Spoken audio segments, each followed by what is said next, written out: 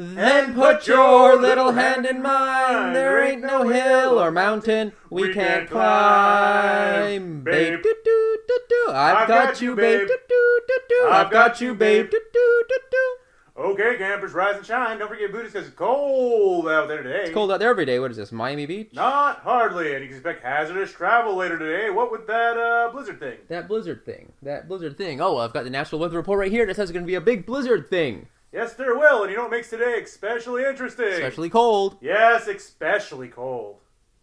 Is the question on everybody's lips. Their chapped lips. That's right, their chapped lips.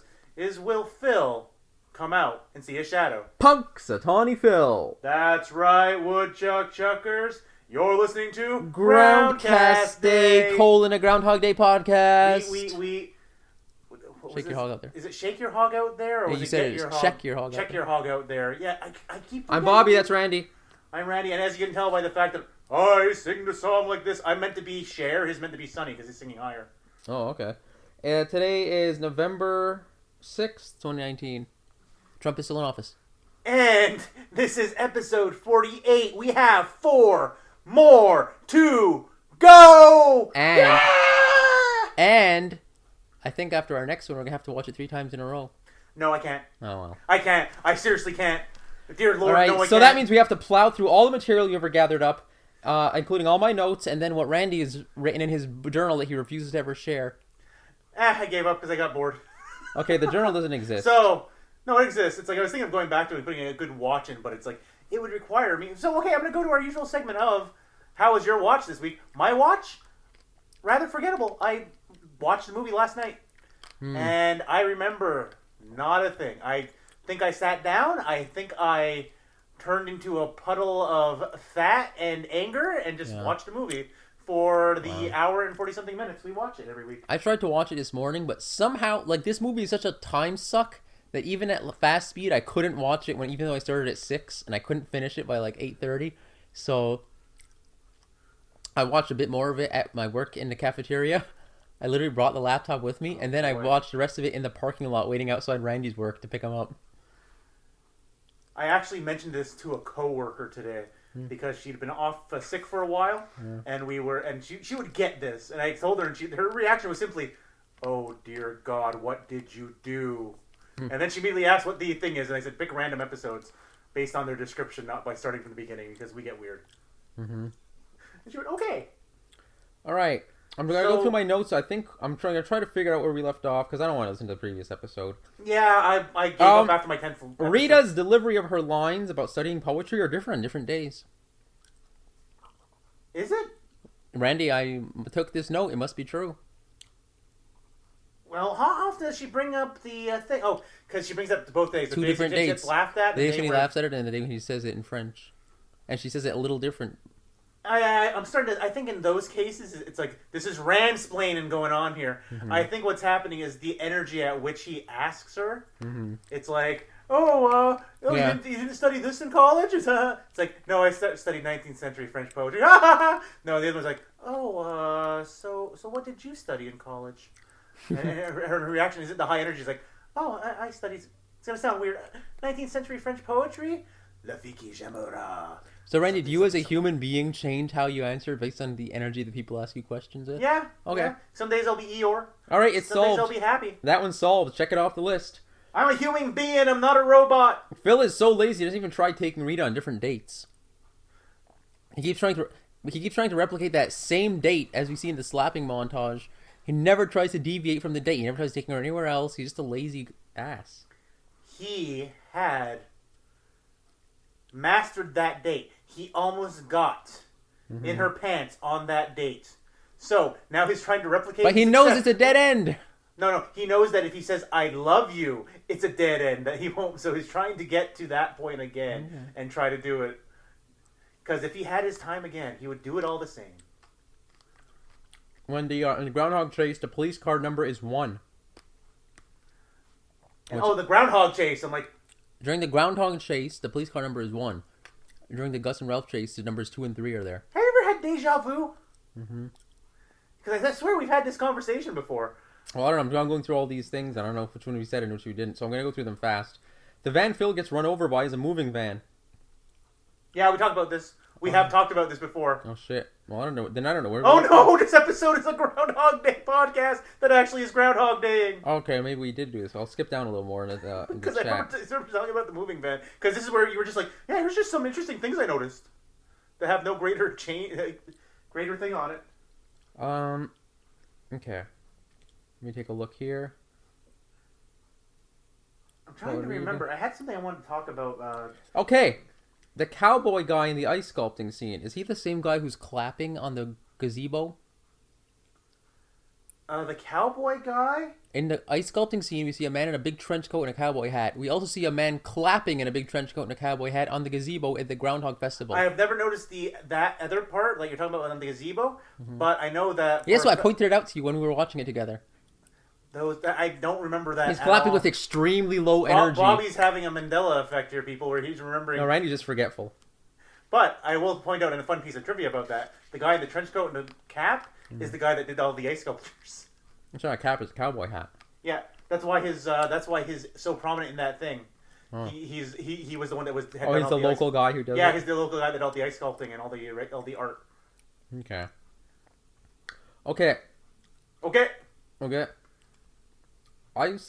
Did we talk about Old Man Collins? Nope, we haven't gotten to him yet. Okay. Because we tend to lean into the beginning of the movie. Another theory. The whole Groundhog Day loop was caused by Old Man Collins' spirit. He's the only constant in this movie that he always dies. So this is his Groundhog Day. So, let's workshop this here. Phil likes to call him Pops. Mm-hmm. What do people call the creator god a lot of the time? Our Father. So is Collins really God, and he's the one that sent Rita down to to save the soul? God came down to Earth as an old man to see who would help him. What if God was one of us? That's right. Just a homeless man on the street. And I even wrote here, God actually wanted to create worthy helpers. He succeeded with Phil and Rita, was just incidental. Nobody will get that reference. Nancy and the bartender still haven't figured it out, however, so they're still trapped in the loop. Well, no, she knows she's stuck in a loop, but because she's part of the divine machinery, she has to continue to interact as if she's not stuck in a loop. Remember, that's Rita because she's a snow angel. She's aware of everything going on. Yeah, okay. She's seen backstage, so to speak. Mm-hmm. It's like the Truman Show, in a weird way. Or not. I don't want to connect those thoughts. Never mind. Cancel. Yeah. What else do you have to say, Bobby? What else do you have to say? I'm trying to skip to my next. Lay it on me thick while I think of what the... Let's try not to create too much dead air here. Okay, let's talk about the most recent thing then that you wrote. No, I'm still going down. It's good. I know, but This is what you said. Okay, we talked about that, right? What was hallway ghost before recovering a ghost? You said that. Yeah, that's what we were talking about. Yeah, but you skipped a bunch of my previous notes. That's why I had to go back to them. Okay, yeah. It's almost like we need to have a Google Doc of all your things. Randy's just like, missed opportunity in the VR game was to at least mention Phil's sister Mary Pat. Okay. We talked about that at length in the last episode or the episode before. All right, then I'm gonna start right here. Yeah, that's after you slept in. Yeah, now I'm back to like. This is what we were talking about the other day. Did I say Phil never smiles with his teeth? You said it, but I never brought it up. Okay, we never brought it up. Okay, Phil never smiles with his teeth in this movie. I think that's just Bill Murray not liking his nasty teeth, nasty yellow crooky teeth. Yeah. Because I said, did any woman in 1993 actually think Bill Murray is attractive? Okay, Google. Did any woman in 1993 think Bill Murray was attractive? I found these results. No. They just go, here's the best moments. Nobody likes Bill Murray. 24 facts you never knew about that's Bill Murray. It. That's all we knew. Nobody likes Bill Murray. Gotcha. Thanks for the answer. Yeah, it was a weird choice for the leading man in this. I mean, I know it's supposed to be a comedy, but it's also a romantic comedy. So they like, were women really sitting in the theater thinking like, yeah, he's a good-looking guy? So we're gonna mine some old material here because you got to remember that the people that they offered to initially, it's like, here's Tom Hanks, and there was one other person whose name is I'm forgetting right now, but they all after seeing the movie went, I couldn't have done this because that's Phil, because that is Phil Connors. He's too dickish. Yeah, he's able to differentiate between good Phil and bad Phil very easily. Mm-hmm. They're saying that he's a better person than them because he's a better actor. I don't know. Scratch that. Tom Hanks is too pleasant. He couldn't be bad Phil. I'm just saying, why did they keep that fucking romantic part in? Just like change it to something else, because To give here him you something to have strive for. Andy McDowell, who's a pretty good-looking woman for her age of 35, I believe, and then you have Bill Murray, who just looks hideous, as we discussed his face before, looking rather mask-like. Let's put it this way, Bobby. He headlined a lot of movies as the leading actor. Ever as a romantic man? Very rarely, but yeah, he usually had a romantic element to it. In Ghostbusters, there was kind of one. Yeah, there was a romantic subplot between him and Sigourney Weaver. Which is weird, because in Ghostbusters 2, she ends up with a kid from a different guy. Yeah, it didn't work out, but then they start coming back together. And then for some reason, Janine and Lewis are together. Yeah. Which everybody kind of saw coming on that. It's like, come on, really? This isn't the Ghostbusters Day podcast. This is Groundhog Day podcast. So that was my deviation for today. Again, I think I went back to Wikipedia at this point. Yeah, you started and I making fun said, of why is her name Rita Hansen? It's never mentioned in the fucking movie. Where'd they get that from? Yeah, this is the greatest mystery I have ever seen. Like, where did that person even find that name? I did not see It's it. not in the credits? It's Not never credits. said? Yeah, it's never said. Did they find an early script or some shit? It's like the script that they have released, like How to Write Groundhog's Day, it's not in there. In the other script I found on the internet, I don't see the name Hansen, so I don't know where the name Rita Hansen originates. I should go edit that Wikipedia page and be like, just Rita, nobody knows her last name. No, what you gotta do is you gotta do the whole citation required, yeah. because and then in the discussion Then points, see where the person just finds say them. it's like can't find any actual corroborating evidence. So it's like I think we should need to remove that part. Okay. We talked before, I don't know if we talked about this before, about this particular thing before, but we've talked before about... We talked about everything before, Bobby. I don't know. But we've talked before about in the original ending, Rita punches Ned. So, we see Phil and Rita walking together.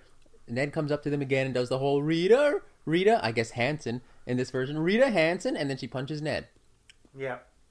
So that would imply that since the movie is from Phil's POV, that he's skipped a few iterations of her February 3rd all day already. So what would have happened there, Bobby? I don't know why this is a issue for you, why you don't understand. He's out of his time loop, so this is just February 3rd to him. This is showing a random February 3rd then. Yeah, they're showing it from his POV, so it's like Rita suddenly falling in love with Phil after 24 hours, only knowing him for 24 hours, but Phil's known her for 10,000 years. Yeah. In this case, she's stuck in the loop, and he just no, thinks but he's from free. I'm just saying, from his POV, why are we seeing like her 10th day? Because it's supposed to be the stinger and the joke. It's just simply, it's like, Yeah. it might not be the 10th day. It's just simply like, I'm free of my loop. Oh, Rita, why are you so cranky? Punch, and then she starts explaining to him immediately in that script. It's like, Okay, it's just for comedic effect. It doesn't. it's meant to be a Doesn't have comedic to 1-2 make punch. sense. It's meant to end on a joke Literal. and not on the schmaltz. Hey, there's a lemon behind that rock. Yeah, literally. All right, one behind that more rock. Wikipedia hate. The Wikipedia actually credits this. Hynden Waltz as Debbie the Bride and Michael Shannon as Fred the Groom, even though their last name is clearly mentioned as Kleiser. Yep, and it's mentioned as a continuity error in every single article written about it. Mm-hmm. So again, Wikipedia editors, you fucked that one up. Well, remember, we already had our Wikipedia beef with them, what was it, last week, where they were saying that she spent the entire day with him on the final day? Is what you had written on that? All right, so here's the new stuff I came up with this morning. With your weird watch. Where My you just very watch salient morning. Okay, force your class to Randy, watch it? what time is it when they drop Rita off at the hotel on February 1st? They left. Time. We know they left Pittsburgh a little after 5 p.m., so they should be in Punxsutawney about 6:40. But it's still light out, and it's February. Time has no meaning in this movie.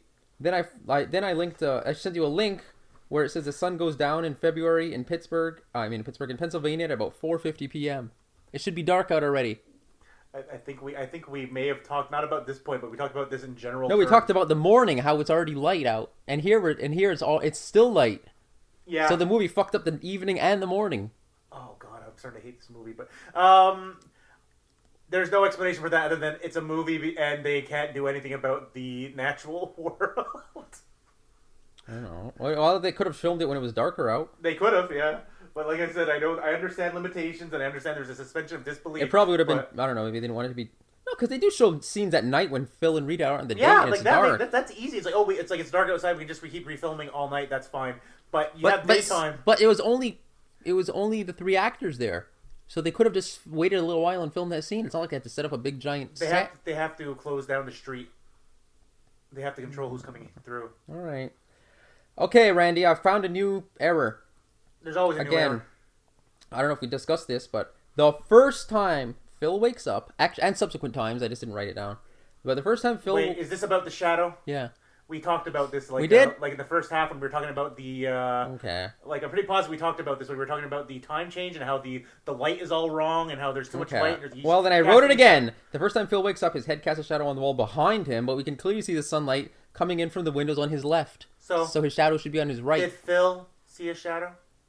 No, because it was behind his head. So, 6 more weeks of winter. Okay. Was that foreshadowing? That Phil, so. The groundhog, would not see his shadow? One can only guess. All right, here's a little... Am I ascribing too much credit to the lady for this one? Phil Asio. Okay, it's a good time to stop. It's time for all players to leave the stage. Is what they said when they realized the lights were all out of whack on the set. Christ. And then they had to reshoot the scene over again. Well, no, they didn't shoot it. Somebody illegally bootlegged the scene. I don't know. I'm combining the reality of the Randy, movie. everything's being crammed in together. All right, so here's the funny little fact. If you listen to this, well, like I do, with your headphones on a laptop, when Phil first leaves, for the first February 2nd, when Phil first leaves his room, goes into the hallway, and talks to Hallway Ghost, the door slamming sound effect comes from the left headphone, and the Hallway Ghost voice comes from the right headphone. So you're saying that they mixed it fairly well stereo-wise because the door's on the left and stereo Ghost. Hallway Ghost is on the right? That's right. Nice! I'm going to have to watch this now with headphones on. There you go. That's my plan. I'm going to watch it with subtitles on, my headphones on. Completely immersed in it. Completely immersed in it. In a dark room with nothing, no other stimuli. Now I wish I had PlayStation VR, because then I could have put it over my eyes and just put the movie theater on there and just watched. Yep. And with headphones over my ears and not pay attention to anybody. Be completely immersed in it, just like with a blanket on yourself. No clothing, just a blanket. Who says I'm wearing clothes right now? You just can't see me. It's hard to tell sometimes. Okay. For all they know, I could be Winnie the Pooh right now and just wearing a shirt and no pants. Mm-hmm. In this scene that we've talked about before, but not this aspect, where they're doing the Groundhog Day broadcast, and at least in the first one, I think in a couple of subsequent ones, the lady with the raccoon eye makeup who I often mention, she's holding her microphone out towards the stage, but Phil isn't doing that, and I can't see anybody else doing it. So why is she the only one like trying to get better audio with her microphone? No, why I'm laughing off mic ears because last night I'm like, hey, Bobby hasn't talked about too much makeup lady recently. Yeah. It's been a long time since he brought up too much makeup lady, too much eyeshadow. That's right. And then immediately, like 15 minutes later, you send me that post. I'm like, synchronicity. Mm-hmm. I have no explanation for that. Maybe they're actually filming it live and it's just continuous, or because you remember they're filming it as a segment, right? They're going to be mailing to them or not transmitting to them. Uh-huh. So he has it on the mic. Maybe they don't have a good camera. That TV. The other station can't afford a good camera with a microphone. Yeah, or maybe they sent an intern. Or like they obviously didn't send a makeup lady with her. No. All they sent with her was very thick. She looks emo or something. All they did was they sent home. Well, remember on camera they have to wear thicker makeup. 1993. Homer Simpson's shotgun makeup thing from that episode where he's an inventor, and she just shotgunned herself in the face and just went. She almost looks like that. She goes, I had to set to whore. Whoops. That football thing where they put the black makeup on their cheeks, but she put it the war makeup, but right under her eyelids. And above her eyelids. The war paint? It's that black around her eyes. But again, I just today I just saw her holding her microphone out, but I can't see any other newscaster doing that. At least not Phil. I didn't watch it that close. Maybe her personal Groundhog Day has to do with a raccoon that keeps breaking into her garbage, and they keep sharing the same type of makeup markings, so that there's a connection between the two of them. Not enough for me. Garbage Day. New Garbage Day. Sequel to Groundhog Day. Garbage Day. Starring Raccoon-Eyed Lady and Raccoon. On the second... Okay, man. Here's a new continuity error for you. As well, that I don't think we ever mentioned before. On the second February 2nd that we see, when Phil's doing the report, the band plays the For He's a Jolly Good Fellow music. That one. The second day, it's shorter than the first day. I don't know. I never noticed that. The first day goes. Hey!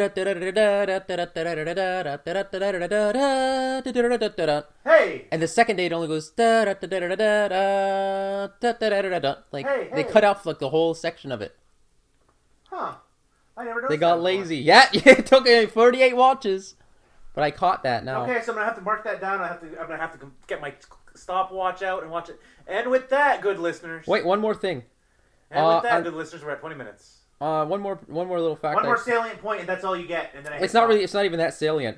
And the bowling alley scene, when Phil is talking to Gus and Ralph, you can see a guy sweeping the actual bowling lane. Okay, let's talk about this for a second. Yeah, because I saw that and I'm like, maybe it has to do with the with the bowling tournament scene. Mm-hmm. And it was cut for because it showed the wrong date or something. Yeah, it shows the wrong date. And it was like August or September or whatever it was. It's like the fall. It's like the fall. Yeah, it was like the fall of 1992 when they filmed this movie. Yeah, so it's like I think it has to do with more with that. I think it's connected to that. But it could just simply be the guys cleaning the lanes. It might be late. Do you really have to sweep a bowling lane that much? If you want your ball boy, your pit boy to be doing something, yes, because you don't want to pay them just to sit on their ass and do nothing. That guy looked like he was like middle-aged. They still call them ball boys. There's no bald men. There's no dignity in being a ball boy. Okay, now with that point. And then one more thing, I came up with a really funny mashup. And another thing. And Columbo it. And one more thing. Just one more thing, sir. I would like to see a I would like to see a mashup, or if Phil had pulled this off when Rita does the. Wait a second. How do you know? Oh my God! This whole day has been one big setup. You just call up all my friends and ask what I like or something. I am a god. He should just looked at him and be like, "I am a god." Okay. Deadpan. I am a god. We are done. I don't want anything to do with this podcast until next week. Hooray! Have a good one. I'm Randy. I'm Bobby again. And this is the 48th watch. 4 more watches to go. And this was Groundcast Day, a Groundhog Day podcast. The one and only. Goodbye. Bye.